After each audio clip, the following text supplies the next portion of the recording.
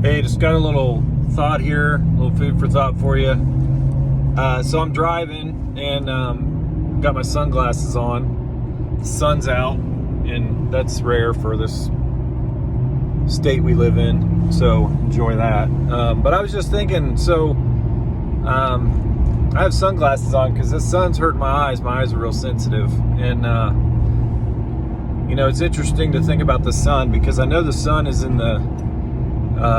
creation to point toward the holiness and the power and the all-consuming fire of God, because the Bible calls God a consuming fire. And also in Malachi, talks about, Jesus says, when the Son of Righteousness appears, and it's spelled S-U-N, capital S-U-N in Malachi, which I think is so cool. So we have this sun here, and we can't look at it. Like, you can't look at the sun, right? Because it will literally, I don't know if I've ever actually tried, but I know I can't, and it hurts because I gotta have sunglasses just to drive.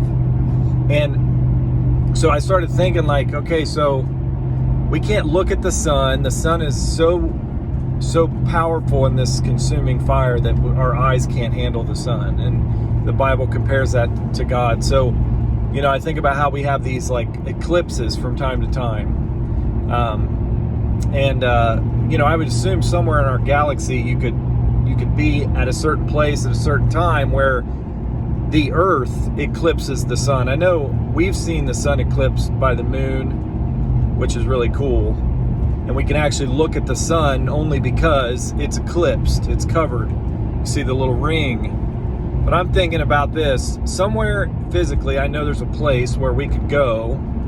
And like I said, at some point, I don't know how often, but we could be in a certain place in the galaxy, and we could literally watch the Earth eclipse the sun. And I think there's so much there, because I think this Earth, and what I mean when I say Earth, I mean the God of this world, and also, as the Bible says, the rudiments of this world, which I believe is religion.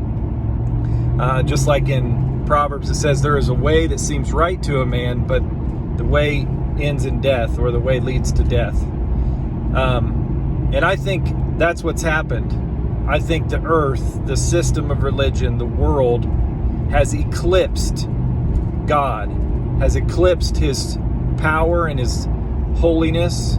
So like for the believer like me, I think what that's done is taken away my ability to see him for how holy he is.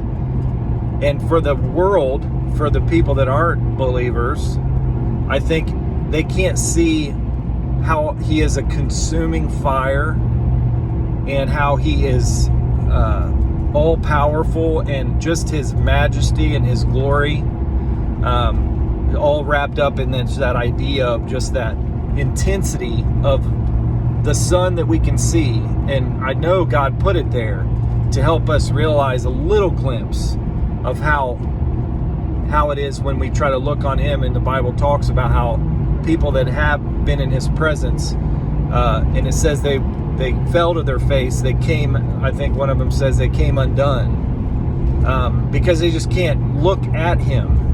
And I think the world has eclipsed him. And I think when we put on a pair of sunglasses, we could be reminded of that, to say, yeah, I'm putting sunglasses on because I either don't want to, or I cannot look at the fullness of the intensity of the sun. And, I think God would have us remove our sunglasses, so to speak, spiritually, and see him for all that he is, and all of his power, glory, and mainly holiness, because he is holy.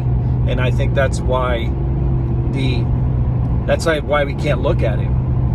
So just something to think about when you put some sunglasses on, in the rare occasion that the sun comes out around here in Columbus, Ohio. And these nails don't have reverse. Have a good day.